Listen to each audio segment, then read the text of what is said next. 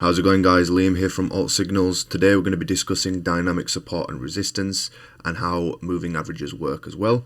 So as always, if you could give us a like, subscribe, hit that notification bell, and let's get into it.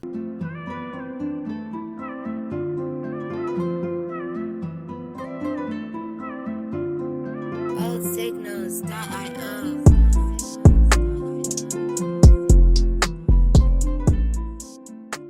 Okay, so here we have an example of dynamic resistance and dynamic support using moving averages.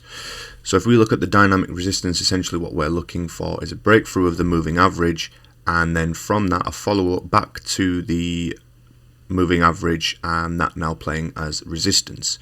The same can be shown here on the dynamic support. So again, we break through the moving average and we retest the moving average, and what we would then see is it now playing a support. So we would see a continuation to the upside, and the dynamic resistance, now we're going to see a continuation to the downside. Moving averages essentially work to give you an idea, so you know how to use dynamic resistance and support. You would take the number of candles and their daily closes, and you would divide it by the number of candles as well. So let's say you wanted a 10 moving average. What you'd essentially do is you would have the 10 most recent candles and take all their closing prices and divide it by 10, as that's how many candles that you're doing, and that will provide you with a moving average, and that will kind of give you a line to show where the average price has been, and that's how you can start to get find your dynamic resistance and dynamic support. By having a larger moving average, what you're doing is taking more information, more data, and it's giving you a more accurate price. And a lower moving average, again, it's giving you less data, but it's more reactive, so it doesn't lag as much as, say, for example, we have a 10 moving average that's going to take 10 days into account, and a 100 moving average, and that's going to take 100 days into account. So if the price moves up significantly on one candle, you won't see that affect the 100 moving average, because it's taking 99 candles into consideration to provide an average price.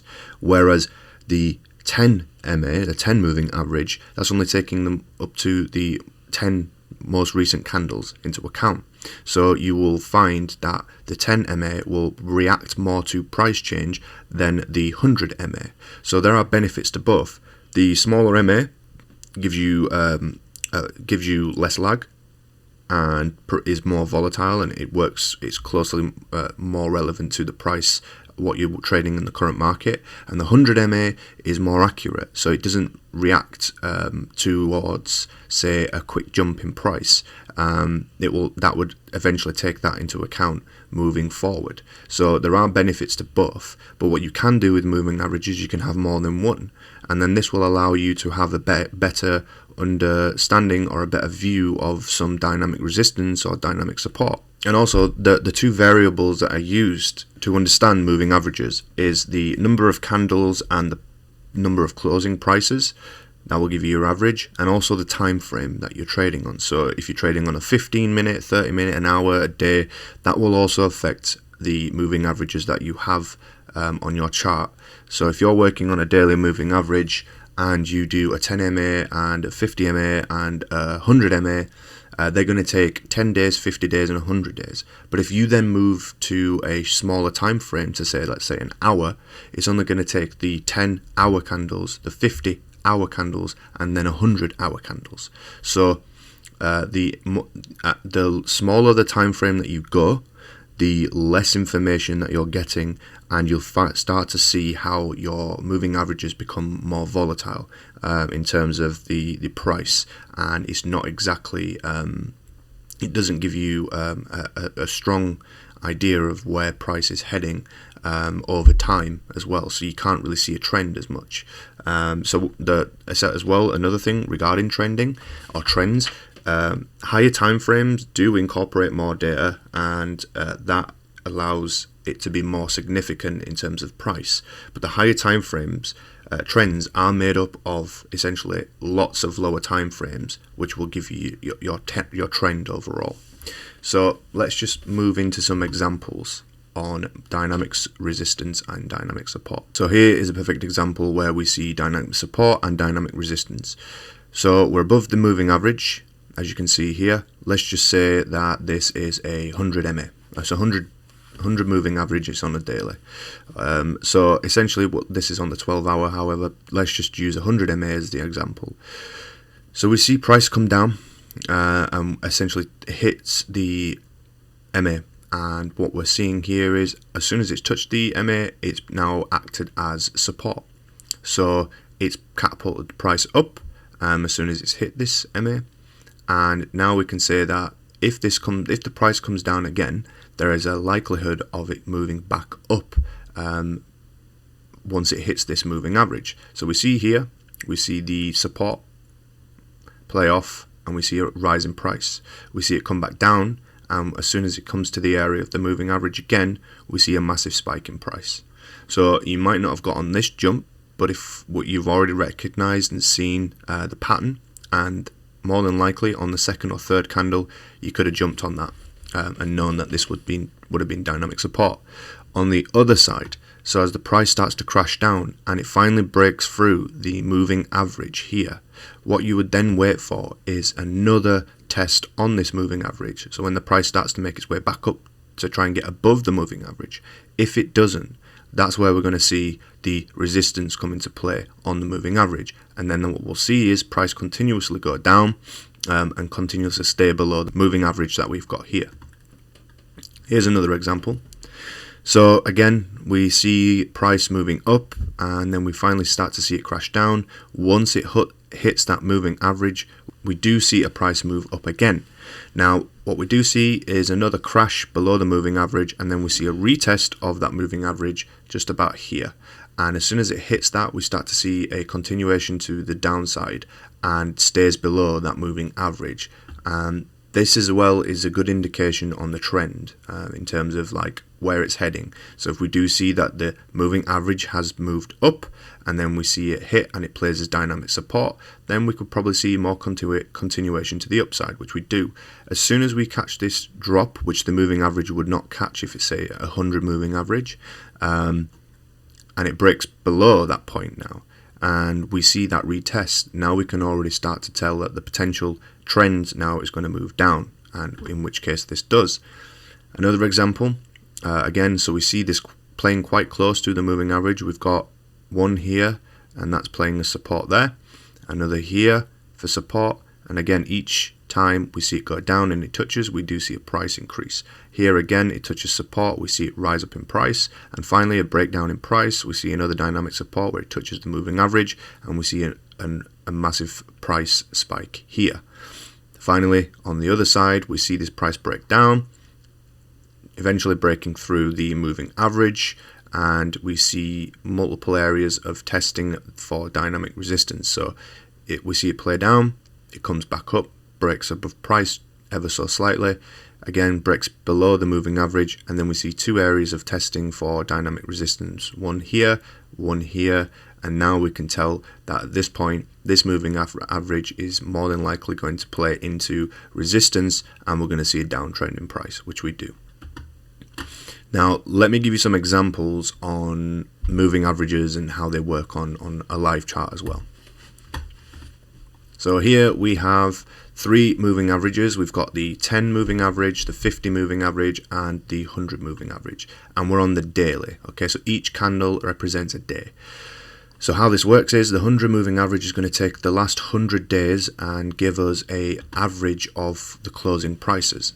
And the 50 is going to do the same thing, but with 50 daily candles, and finally the 10 is only going to take the last 10 into consideration. So that's why you can see that the green is pretty much stuck to the price action that's going on here, and then the orange is playing a lot more kind of mid-game where it is following price, but it's taking longer to get to the price where it is. And then finally the 100 moving average, where this essentially is our biggest benchmark where we look at price.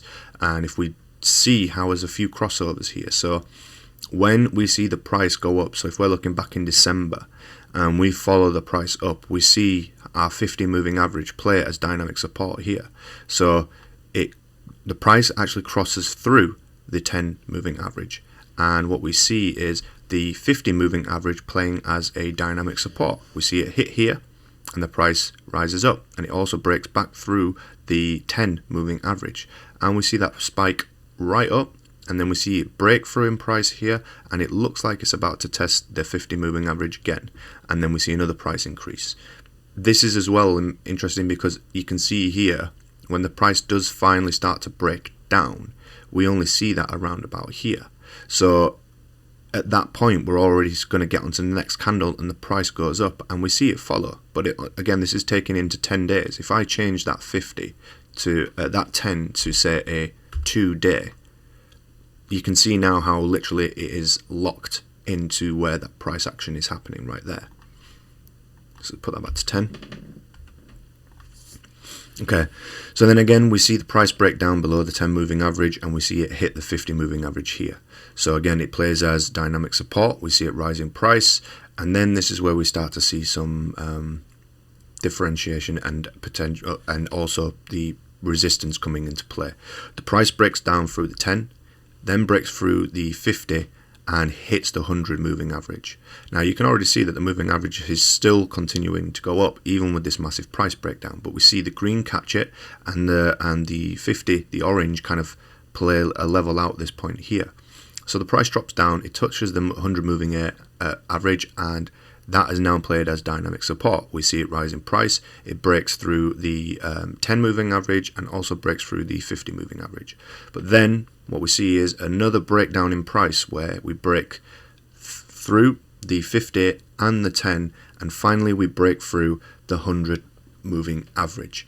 At this point, when we close below the 100 moving average, we don't even see it come close to the price again. What we do see, however, is how the 10 moving average at this point is pretty much looking like it's playing as a dynamic resistance to some extent, where the price, anytime it's getting close to the moving average, we see it break down further.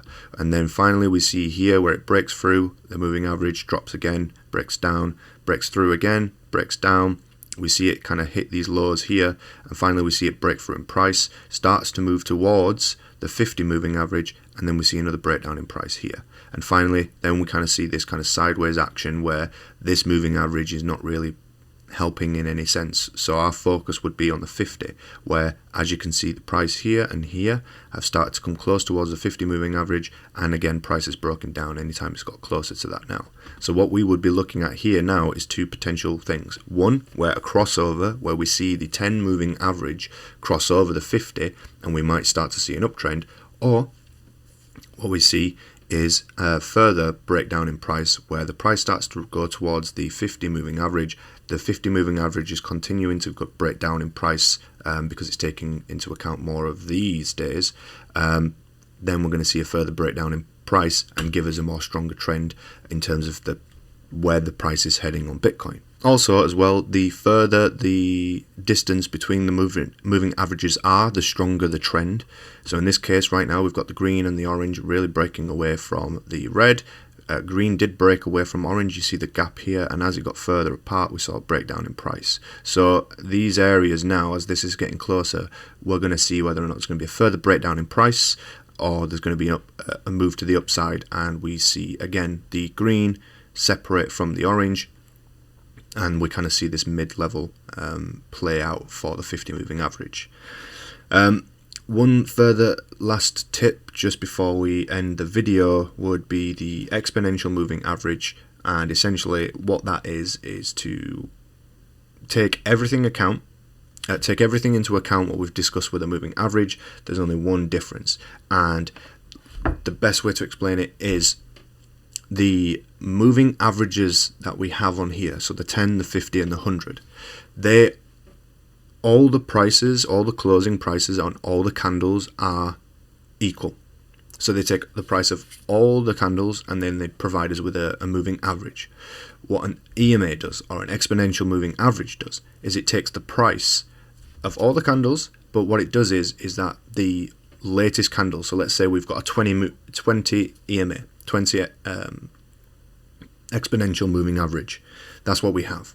The first candle, or the very first candle, so candle 1 of the 20, will not be as important or as valued as the number 20 candle.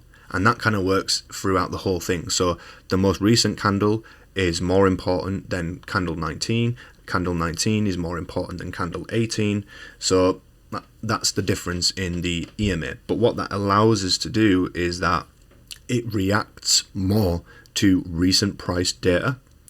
So all the candles on a moving average matter the same, whereas an EMA, the opposite. So the last or the most recent candle matters more than the first. So as you can tell, that plays a good part in the price and how it tracks that price. So you can even see here, so the EMA is the blue line, and we can see how it takes more into account with the closing candles. And like I said, it's the last candle matters more than the first candle, and so on and so on. So that's pretty much an overview on dynamic support and resistance, how moving averages work, how you can use moving averages to spot trends and also use for dynamic support and resistance, and finally how you can also use the exponential moving average as well to help you with more kind of reactive pricing as well. So hopefully that was a video that helped you guys, and again, as always, if you could give us a like, subscribe, hit that notification bell, and we'll catch you in the next video, guys.